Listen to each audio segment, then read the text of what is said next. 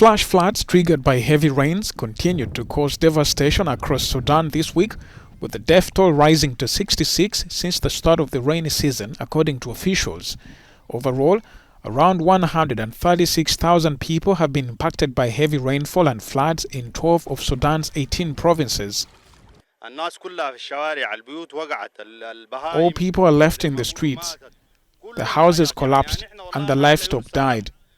Everything is gone. We're in a deplorable situation and the people are always alert but can't control the damage.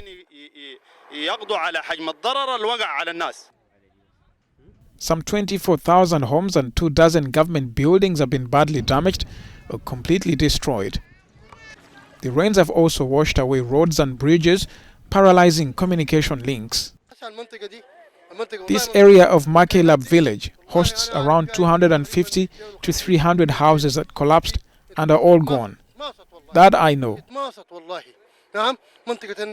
There's also the Nabawaya area in the eastern part of the village. It's all gone. The saloons, the rooms and the kitchens are all damaged. Sudan's rainy season usually starts in June and lasts until the end of September, with floods peaking in August and September. More than 80 people were killed last year in flood-related incidents.